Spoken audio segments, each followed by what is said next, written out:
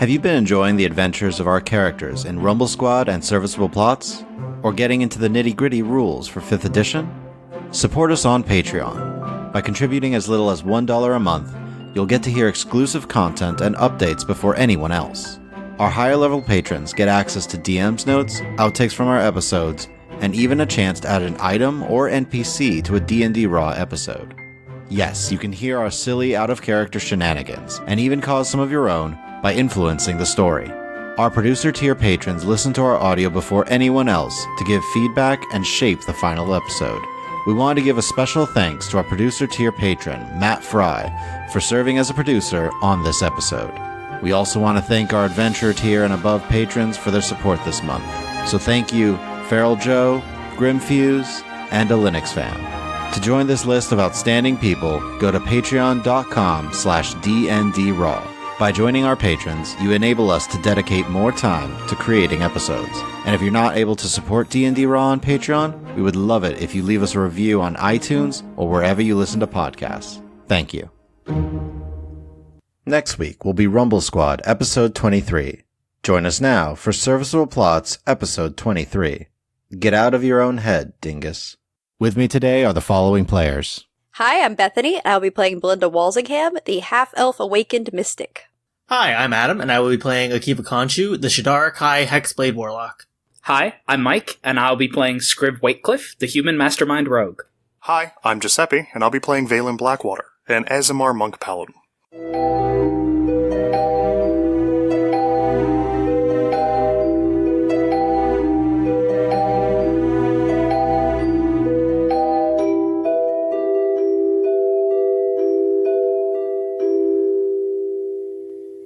Last time, Scriv and Akiva competed in the 2v2 competition and won first place.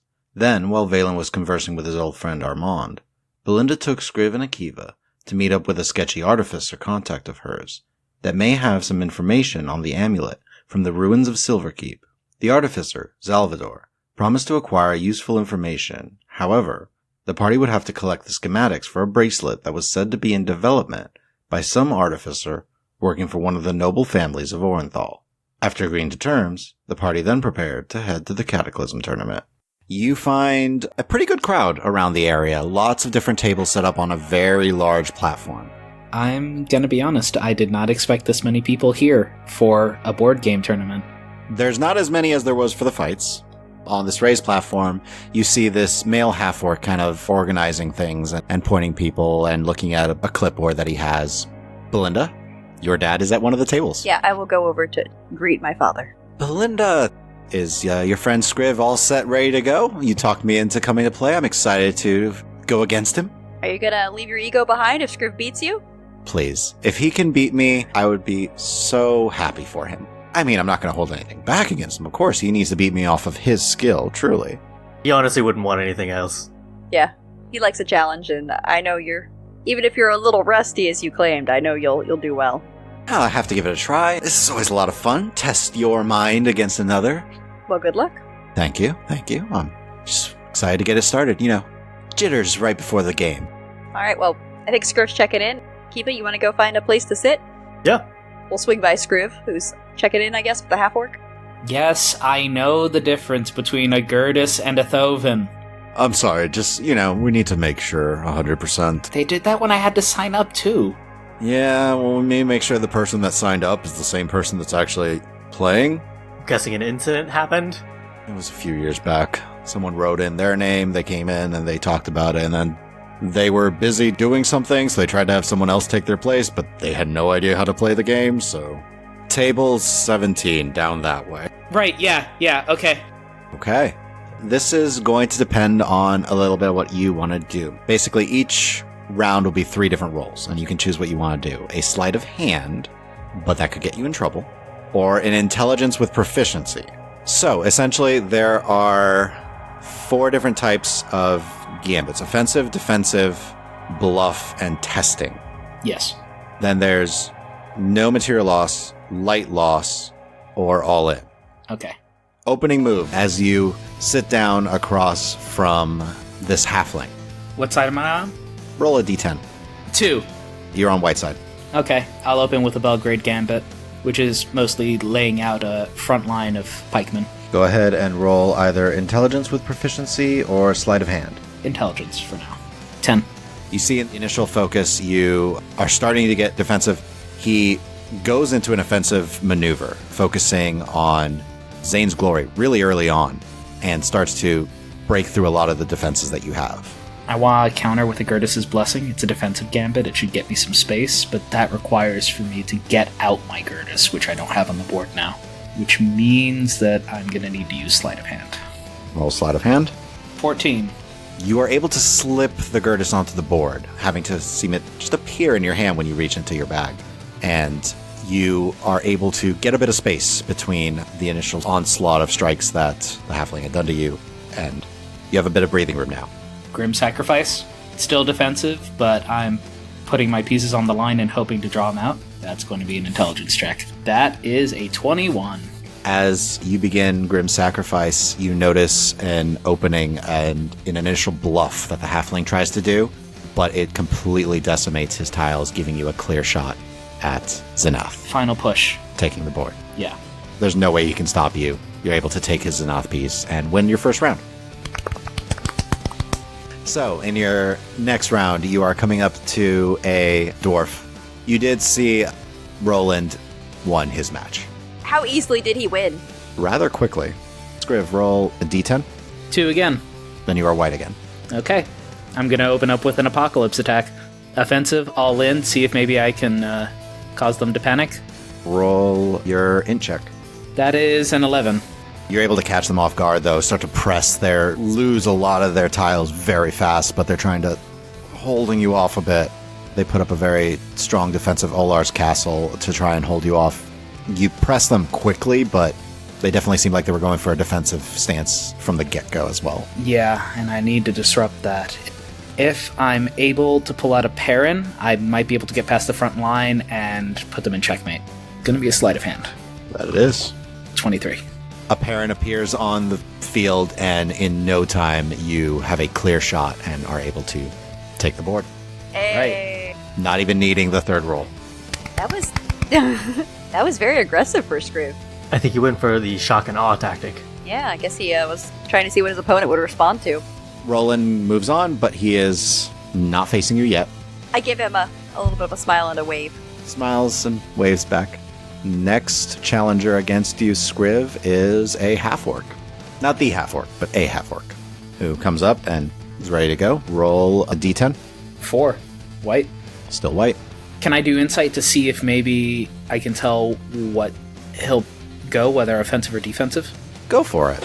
That's a 10. Not sure. A little hard to read. Then I'll just go defensive. I'll use a Solana defense. Just lay out a bunch of footmen and hope that the staggered lines prevent him from building up. Roll your intelligence. 17. You start to build a defense. He initially tries to go for a bluff to try and get you to attack, thinking that you were going to go on the offensive, and he starts losing space very quickly. Okay. So he's clustered up, right? He's clustered up. Alright, if I'm able to get a Barax out, I should be able to do an area attack and clear out a lot of his pieces, opening the way. I'm going to need to pull out a Barax. All right, roll a sleight of hand. 22.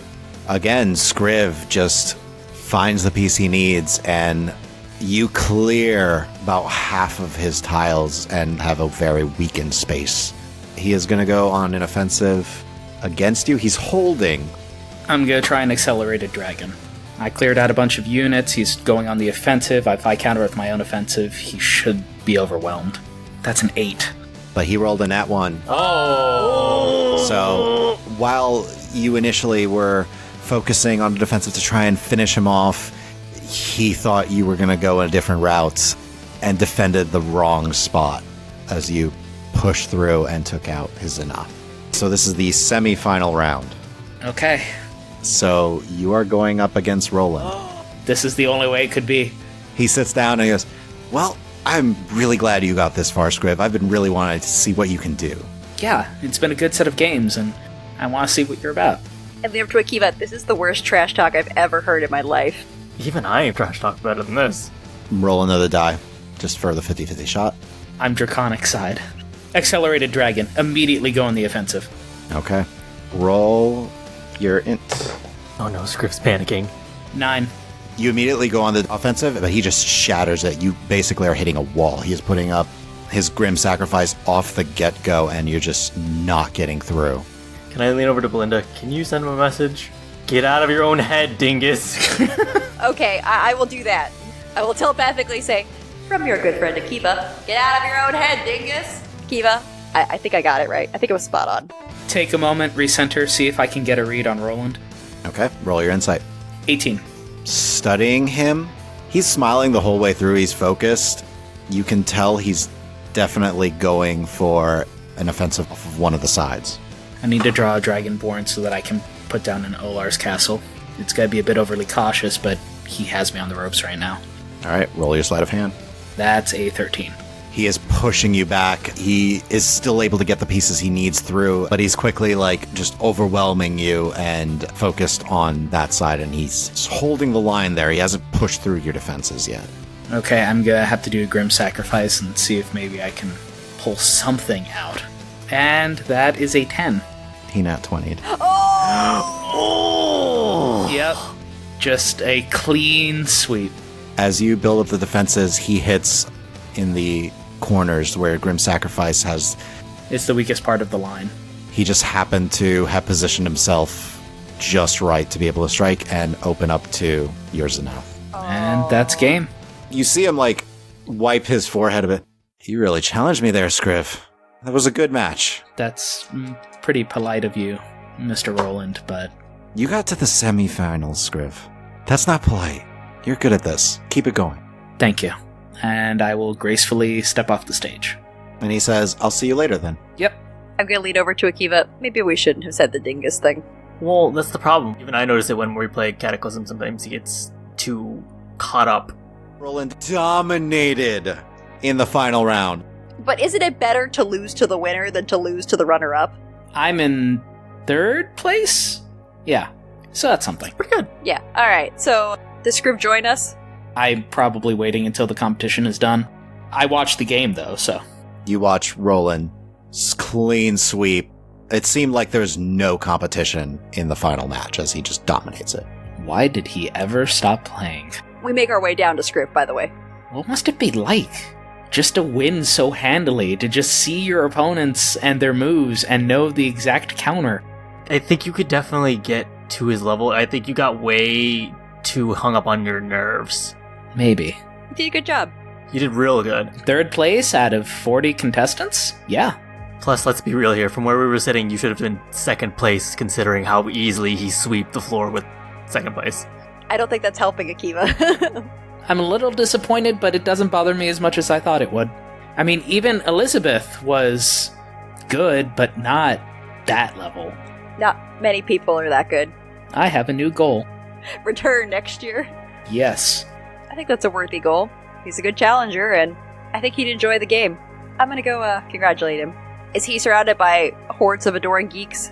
I mean, several adoring geeks, but he does break away as soon as he sees you approach, though. It's what is that, 4 years now? Give or take, yeah. I do miss the game. And between you and me, Scriv provided a much tougher challenge than the last guy. Yeah. No, I know he wanted to win, but I think he was pretty happy with how he performed, and of course, I kind of figured you might win. I mean, it's been some time, but I haven't lost all my skill yet. Yeah, you can't waste that nonsense on me. Once a champion, it doesn't go away. I do miss it. I do. But, I mean, I can't come in every year, and Scriv's first time in this competition, I mean, if he won immediately, it might bore him of the game. You want to come say hi to him? I'd love to. Alright, I'll bring him over. Roland approaches with Belinda and extends his hand. That was an excellent game, Scriv. That was a wonderful use of Barak's Gambit, the quickened version. Thank you. I always get nervous using it. It's a very risky maneuver if things aren't placed quite right. It's just the difference between a bluff and a legitimate all-in, and you did it masterfully. Thank you.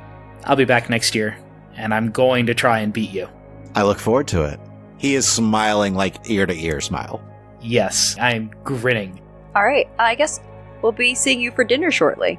Yes, I need to go get changed for going to the Regent seats and all that. You know how it is. Mm-hmm. So do we, Yeah. what I've been told. He kind of looks at you, Akiva's like, you got to one of the competitions. Yeah.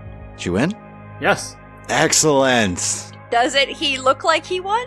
He looks rather beat up, but he is standing. Yeah, actually, Scriv was just as much of a cause for winning as I was with this. Any sort of, composure that I had is broken immediately. No, it was all Akiva. He's the one who took the hits. I just stood in the back and shot people with my bow. I can take as many hits as I want if nobody else is there to follow through. Okay, this Mutual Admiration Society is too much. They entered and won the 2v2. That can be a tough competition. It was. I thought they might die. Well, people don't usually die in that competition. He winks, by the way. I'll say to Roland, the Red Men approached them about some work. Oh. Well, they're a good mercenary group out there. They do a lot of good work for the Empire. Yeah, I guess we'll see what happens. They pay pretty well from what I've heard. And I know Valen has had some dealings with them in the past, and he seems to think highly of them. Yeah, Valen's off meditating at the temple, or he'd be here. He has some stuff to work through. Oh, okay. Very good. So you could tell Mother just to expect 3 of us. Very good. Now, before Akiva decides to spill any more personal secrets, I want to go to a bathhouse. I'm tired. I am sore. Okay. So you guys are able to find a bathhouse. How fancy are you going for the bathhouse? Maybe not frou-frou fancy, but comfortable towels. Okay. One that's pretty comfortable you can find for 5 silver. Where are you going, Belinda? I'm fine. She hasn't been sweating. I literally have just walked around today and talked to people. You guys were the ones that were in the fight. So yeah, I'm good. I will hold your stuff. Okay, cool. So we get bathed and then get into our formal wear. Oh, it's called the Honeysuckle Bathhouse. Well, you are all getting ready for your dinner with General Walsingham. Valen, you would be getting to your second competition of the day, the 1v1 competition. So, we're going to jump over to that. It's in the same temple. Things have been clearly cleaned up and put back together a bit. As you head down, you notice again 7 other combatants. For this competition, there is a female gnome who's wearing some distinctive jewelry that takes your name. Her name is Orla. As she starts to get everything down, Valen. All right. So, again, kind of looks around. You won earlier. You won the wrestling match. Nice work. Good fights. Thank you. I was in the audience. Okay. I assume you know the drill. You can take that chest over there, and we'll get you all set up. Great. Thank you. No problem. Looking around, you notice a mostly human, then you do notice a Triton, kind of just in hide armor, a couple humans in splint, and you do notice someone here that's bigger than you, in full plate. Oh, joy. Massive figure. Has to be at least 8, if not 8.5 feet tall, and has this great sword on his back.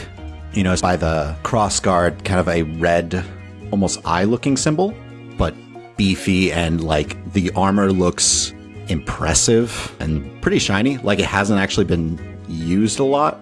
I'm gonna roll the world's saddest history check to see if I know anything about that symbol. Yeah. 60.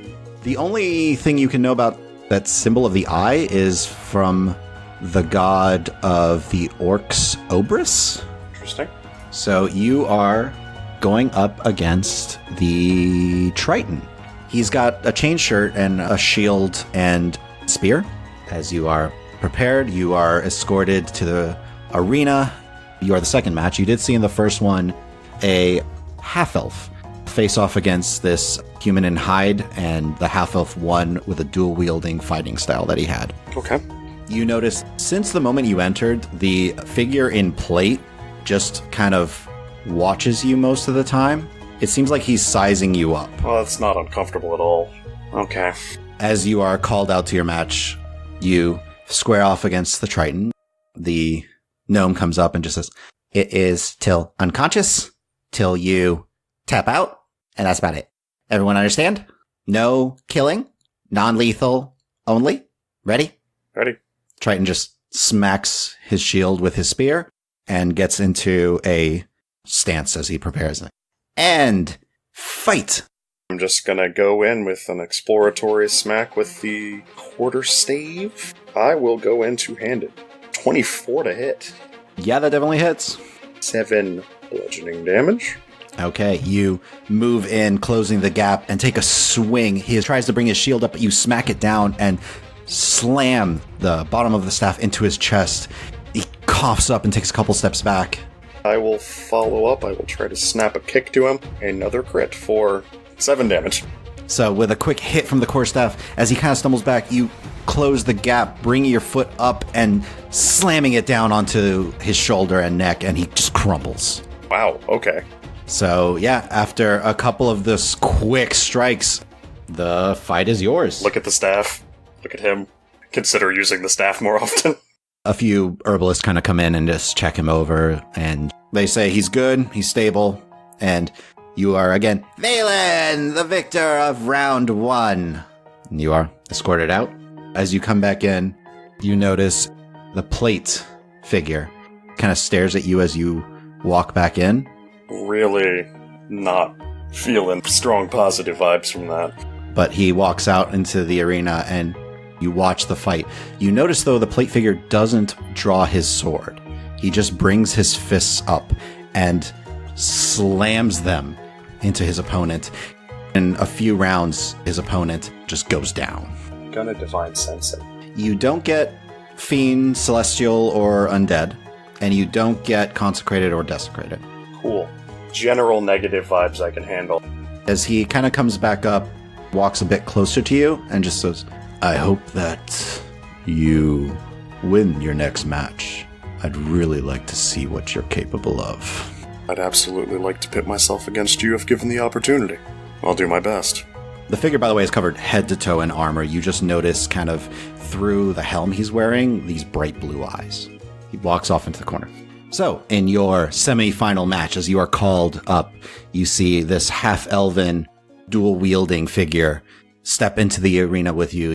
Strategy worked last time. I'm gonna lead with a quarterstave. 21. 21 does hit. 7 bludgeoning damage.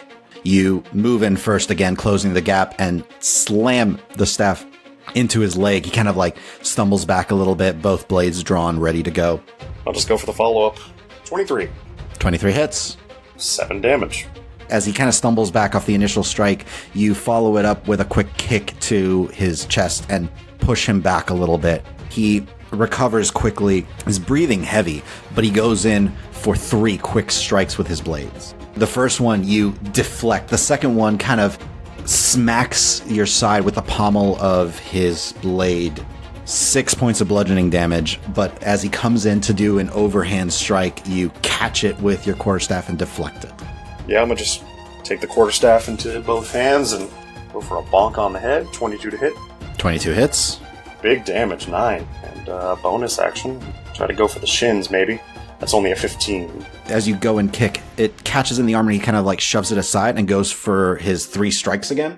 He does one swing, which you block. He goes for kind of a stab with the blade, which you bat aside. And he goes again to try and like smack you with the crossguard of one of his swords, but you bat it in such a way that it catches actually under his chin, and he kind of stumbles back. He does actually take some damage. I gotta press my advantage. 19 to hit. 19 does hit.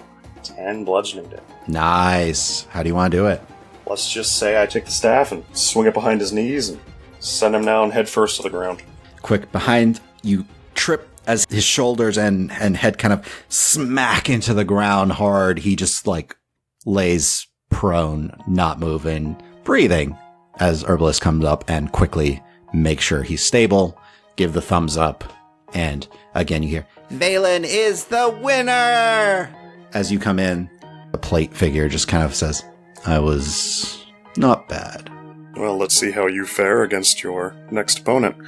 I'll win. I'm sure of it. However, and he continues onto the arena again, doesn't use his greatsword.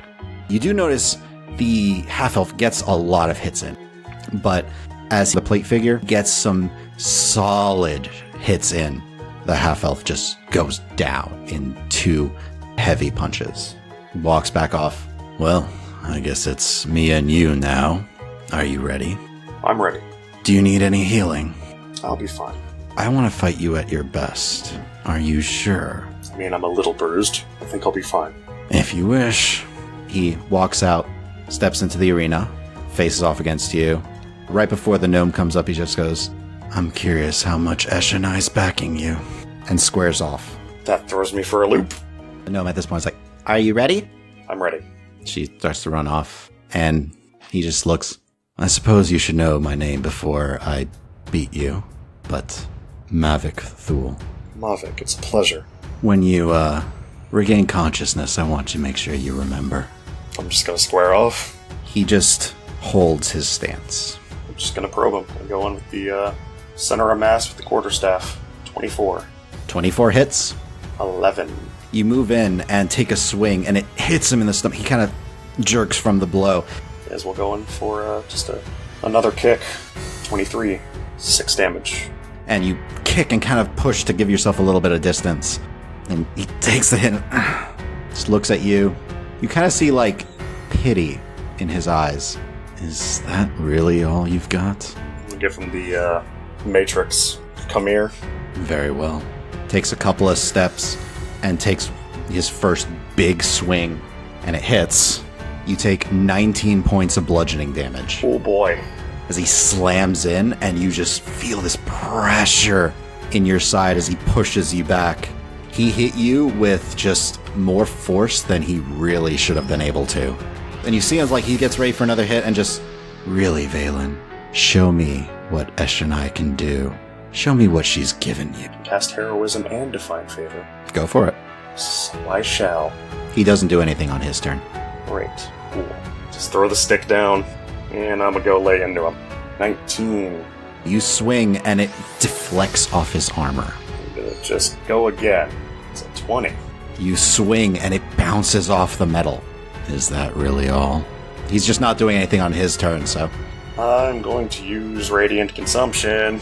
I'm gonna back off him a little bit. So you take a step or two back and just burst with divine energy that fills the area. He takes some damage, you notice. It definitely is burning, but it doesn't take as much as you expected. Well, come on, Valen. You notice, though, as you kind of look at him, those blue eyes, like, have a small shine for a moment on them. Let's try this again. 22 to hit. 22 hits. 11 damage. And I'm feeling antsy. I'm gonna flurry of blows. 21 and a 23. 21 and 23 both hit. 18 total. Alright, so you move in, punch, slam into his stomach, slam into his side, slam your fist into the side of his head. He takes every hit, then he spits out the side. I do think that really is everything you've got, Valen. And he goes to swing. He hits, you take 23 points of damage. Oh yeah, that takes me straight down. As he, like, kind of grabs you and you're beginning to lose consciousness, he just brings you in close. Archon says hello. And you fall unconscious. Now, jumping over to the rest of you, you guys have now bathed, for those of you that desperately needed it. Yes. But you got into your formal wear and approach the Regent Seat District. Would you like to describe what you look like? I think Scriv would try to keep it as plain as possible. Like, good material, but maybe a couple of seasons out of date. What's the style in Orenthal? Is it, like, really over the top? Like, is it like Orlais in Dragon Age? Yes, Orlais. So the clothes are shiny, lots of detail, little filigree, fancy buttons, expensive fabrics. Yes. So basically, I already had this. This is one of my performance costumes. Wait, you're going in one of your performance costumes? Basically, a set of nice trousers, some nice shoes, and then a white button-down shirt that with the sleeves rolled up, and then a vest that matches the color of the pants. I also have over one shoulder a big, billowy, feathery, almost half cape, and then a nice rimmed hat with my bird mask on. So you are a bird man. I am a bird man. So you're like dapper plague doctor? Exactly. I'm not gonna lie, that is pretty Stalin, though. So, dapper plague doctor in rust. Exactly. Okay. I literally don't have to pick out clothes. I have a cloak of many fashions. So it's going to become a long purple cloak with gold trim. Nothing too ostentatious, but, you know, classy looking. And I will do my hair in a simple fashion. I normally just have it pulled back, so I will wipe down, brush it. Seems good. I guess let's head out. Okay. You head up to the gates to the Regent's Seat, where there are several guards standing by with the doors closed. Belinda, you know that any letter that is given to you would have a seal on it. Yes, I have the letter with me. You present it to one of the guards, who calls for the opening of the gates, and you proceed into the Regency District. In here, there are well-crafted stone houses that are several stories tall, large round windows that are placed symmetrically around the buildings. Now, each of the buildings has a crest of a noble family that's marking the doorways of the estates that represent the districts of Orenthal. Beautifully well-kept gardens surround these estates, and simple, elegant paths lead to these main doorways. All of these estates encircle the Adamantine Palace, a massive, slightly red and gray stone building in the very center of this district. Beside it, you see a lone black stone wizard tower. Belinda, you know where you need to go, but you are still being escorted by 2 guards as you walk through the Regent's seats to one of the still very nice looking buildings, but definitely simpler and plainer than the noble houses that surround the area. You know, this is where they tend to house most of the highest military officials in Orenthal. You are escorted into the massive double doors, follow a series of hallways in very lavishly designed corridors, till you are brought in to a pretty simple dining room by comparison to most of what you've seen, with a long table set with 5 places, and in there already by a small bar, you see Roland. Ah, Belinda, Scriv, Akiva, come in. Just awkwardly shake his hand. He shakes it back. I'll shake his hand, normally. I give him a hug. He hugs you back. He offers you some juice that they have there. Scriv, Akiva, drink. There's several different bottles. What is the oldest looking bottle they have? I'll have some mead. So looking at the bottles, there is an elven wine that's there that looks pretty old. If they're offering it. As soon as you mention it, he will pour you a glass of wine from a bottle that just says Valen wine. Taste it. It is very fruity, and you get a very light, taste of alcohol. It's not very strong. It's very light. I have a feeling if I were more cultured, I would appreciate this more. For now, it tastes really good. Thank you. And Akiva, you're having ale? Yeah. He will pour you some ale. These are much nicer glasses than the usual mugs that you get. Well, your mother should be joining us in just a moment, so please, sit. She'll want to hear all about your journey. Oh, I'm sure, and probably the happenings of the past couple of days. Yeah, she'll want to hear how all of you have done in your different competitions. I will hand signal Belinda. Opening communications. How much am I allowed to talk? You are a traveler. Okay. Talk about your time with Valen, the halfling village. Before that, you're just from a small town. They might figure it out, but we're not going to throw it out there. Okay. So we're all sitting at the table and waiting for my mother to join us. It doesn't take long. Eventually, the doors open, and you hear some conversations like, I am having dinner now.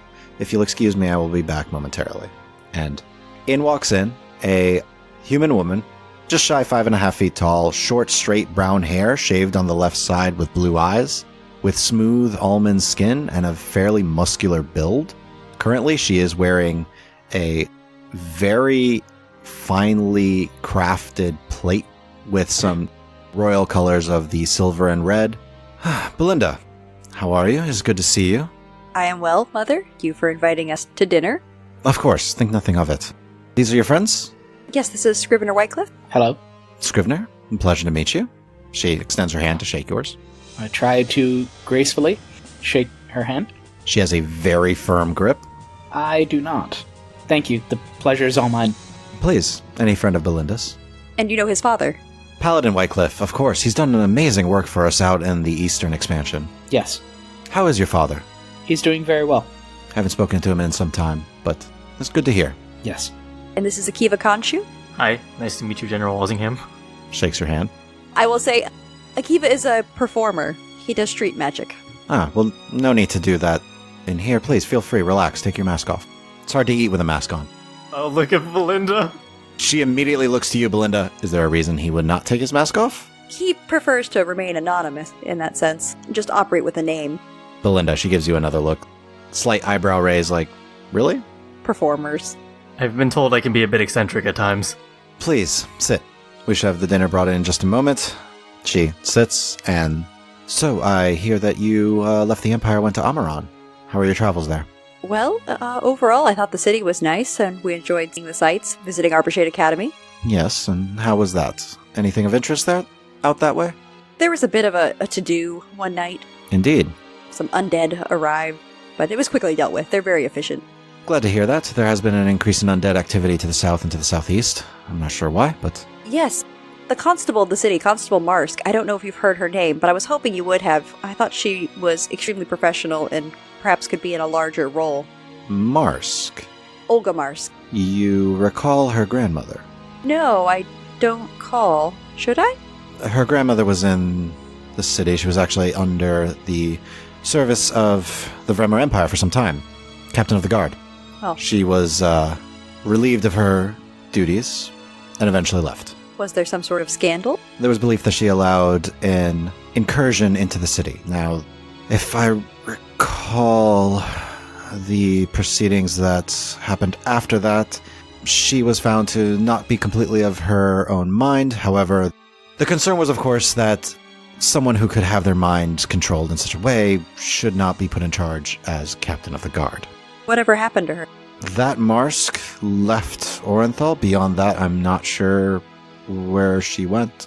Well, regardless, I thought this Marsk was very talented and effective and professional. You feel she could provide a good service to the Empire? Would you not agree, Scriv? Constable Marsk was very efficient in deploying her forces against a superior foe. Superior? In what way? Undead are not necessarily superior. They have no tactics.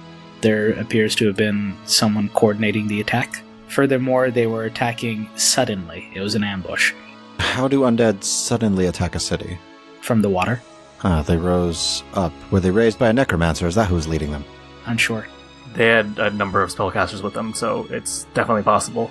While you're talking, the doors open, and in walks a few servants of the castle who bring in a large fillet of fish. You see also several legs of lamb, a large breaded chicken breast.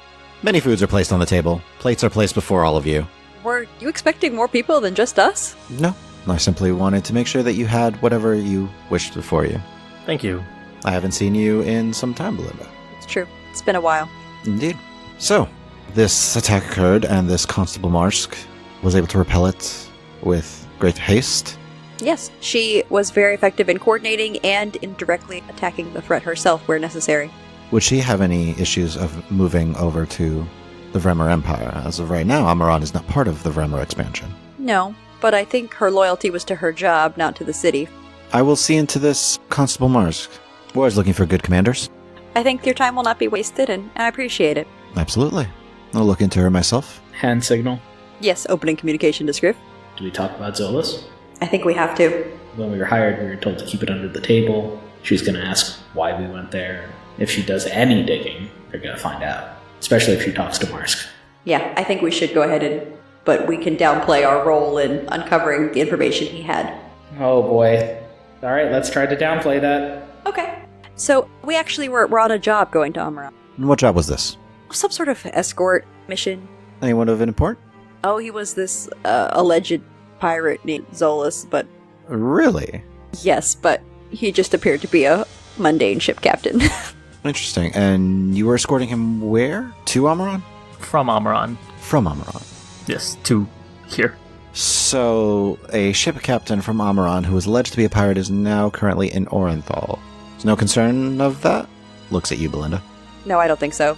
He's certainly no threat to the city. I mean, at best he would be a pirate with no crew. At worst, he's just a ship captain who someone would to talk to. Very well. Why would someone from Orenthal want to speak with a ship captain? Some old history. It didn't seem like our business, so we tried not to ask too many questions. I'm up to roll deception, aren't I? Yeah. 20.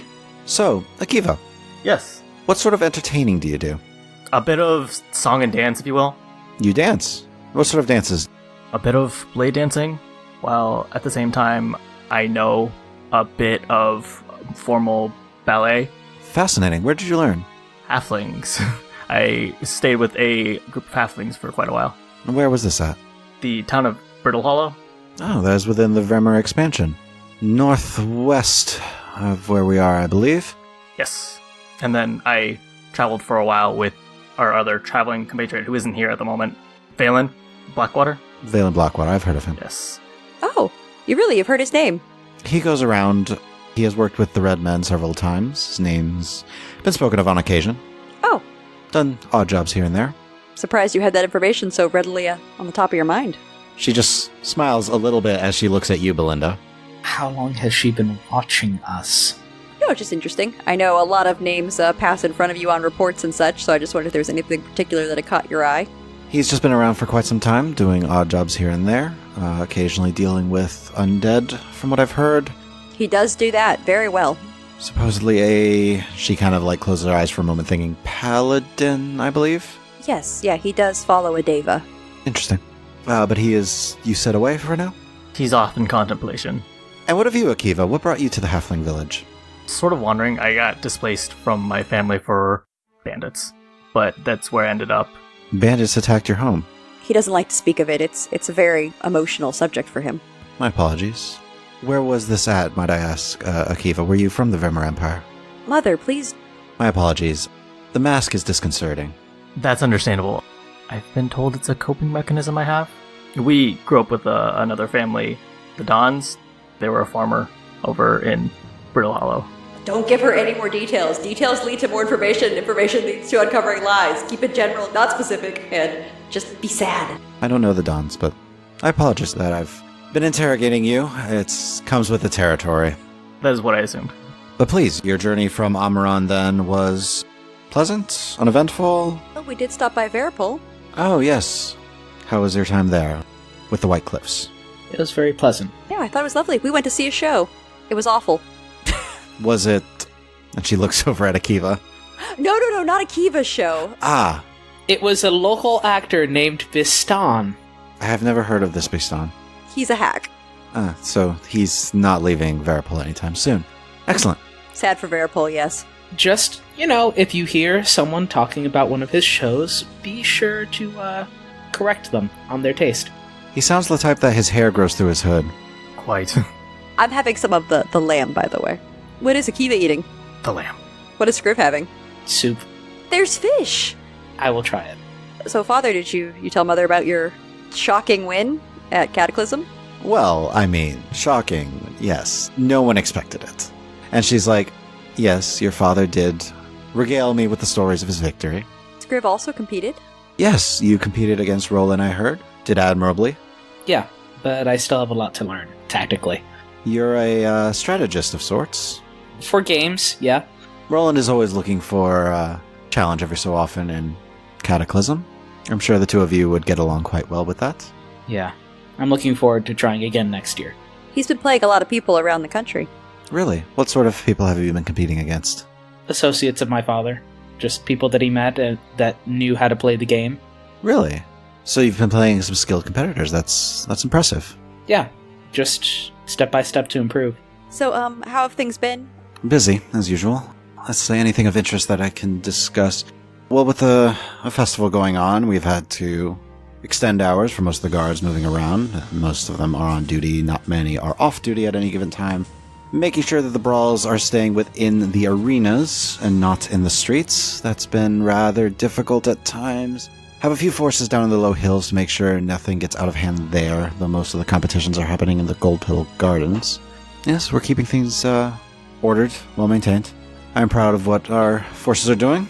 I would like to speak with you after dinner at some point privately, if I may. Of course. But there is something Scriv wanted to bring to your attention that we discovered on our return trip from Veripol.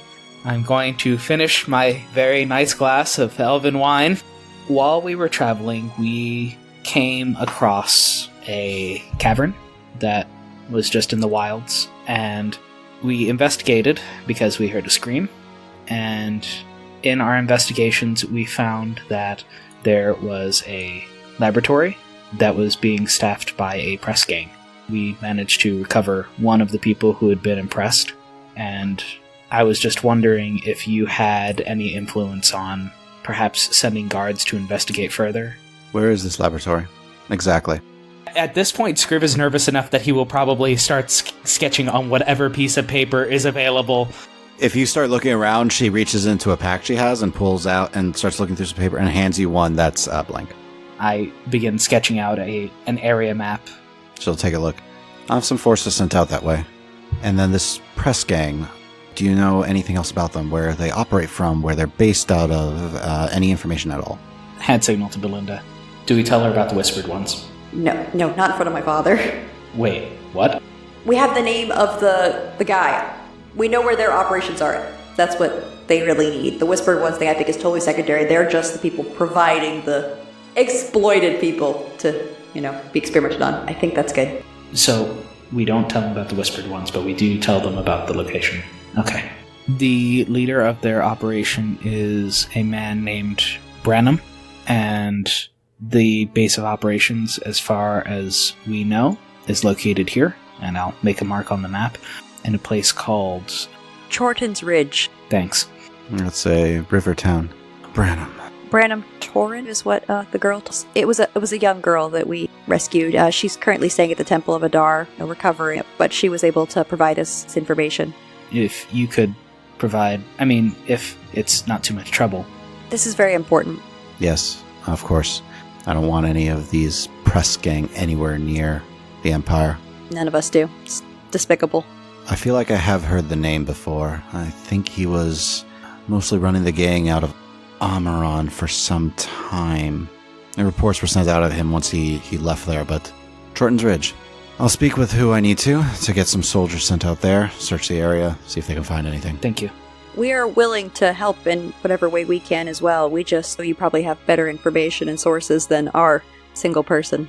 Would the young girl be willing to speak about what happened, or is she... Not sure. I believe, but, it just happened. We wanted to stop by the temple in the next couple days, though, so I feel like we could ask her if she'd be comfortable with it. The more information that our people know about what happened and what was being planned, the more that I can give our soldiers. I'll do what I can to find some information on this press gang and on Branham, and probably search this lab as well. Thank you. And then I'm going to delicately get some wine. So, Father was, I can only use the word bragging about Cecil to my friends here when we came to the shop the other day. I was not bragging. I was simply telling them the amazing things that he was coming up with. I would have never thought of anything like some of the designs that he tells us about. Just gives a look. That is bragging, Roland. Well, I know, someone of his skill is rare, but there are some people in Orenthal also who are pretty talented at the mechanical, sort of artifacts. Yes, there are several artificers of note in the Vermeer Empire. It's a shame that your brother didn't stay within the Empire. He could have done much, but he got bored with what they could teach him here. I'm sure he'll return one day. Yes, once he's learned everything he can and made the most fantastic items. Who would you say is working on the most interesting projects right now? I don't tend to keep in a lot of touch with artificers. I'm sure you know who Cecil's mentioned in his letters. How else does Father know all these things to brag about? Why the interest in artificers in the city, Belinda? I just realized I hadn't really kept up and I've fallen behind. Is there anyone he's mentioned, Father? He did talk about a Salvador at one point. I think he called him a hack. Everyone does. He mentioned an Isaac's at one point. Isaac? Huh. Interesting. He does similar work to Cecil? Yeah, he's an artificer, I think? Yes, Isaac. Havenblade? I'm sorry, I feel like I've fallen so far behind what's really going on these days. Beyond the festival, which has just sort of taken over everything. Yes, that has taken up a lot of time recently. Festivals are always rather busy for the guards of the city, but they're good for everyone. They're enjoyed. I think otherwise, it was a pretty good trip. I'm glad to hear it. Well, what are your plans next, Belinda? How long are you going to be staying with us in the city? I'm not exactly sure. Scriv has an artifact from his mother. It's part of a research project. I was hoping to go visit Solana to get some more information. The academy over in Amaran wasn't very forthcoming with results. Well, perhaps Oxiara's here can be of better assistance to you. They have a wide library. There's also Catherine has a massive collection of books of her own, and from my understanding, Henrietta has quite the library herself. She does. We're hoping to get to spend some time reading and going through sources and such. That would be nice, yes. Perhaps you can find everything that you need within the city walls, even. Not needing to travel all the way out to Solana. It's quite the journey. Yes, but I don't know. I feel like I need to go there. Why do you feel the need to go to Solana? something calling you there? Well, no, it's because I've never been. I've been all over the Vremer expansion, but Solana's something I haven't seen yet. Same thing for Amaran, same thing for Orenthal. Well, hopefully our good city shows you just how good a life you can have within the Vremer Empire. We've tried to do well by all of our citizens, and I'm sure Roland has many stories he can tell you of Solana. He just nods, absolutely. Just whenever I get a chance off of work and all of that, but be happy to sit and tell you all about it. I'd like that. My mother's not a big fan of going to places outside of the Empire. I don't understand the need to go outside the Empire. We have what you need within Orenthal itself. If you need extra open space, we have been expanding, and we're always looking for continued expansion of our borders. So is there anything else you want to talk about with Rose, specifically during the dinner? I suppose we could just chit-chat about what's going on with the political scene, which family has screwed over another family, who's in, who's out. Overall, she'll tell you there's been so much drama with the Bucktons, who would be the next in line to the throne, beyond the royal family, and, the Cheddingtons. They're always thinking themselves so much higher than they actually are. They're not one of the main 8 families. She also comments, there's rumor that the Ashglades recently, found something important or someone. And that is where we're going to leave this episode for today. Thank you all for listening. Please share this with your friends and follow us on Twitter at RulesAsWritten, or check out our website, dndraw.com, and feel free to email any questions to the DM at dm@dndraw.com. Also subscribe and leave us a review or comment anywhere podcasts are found, and please check out our Patreon at patreon.com/dndraw. Have a great day!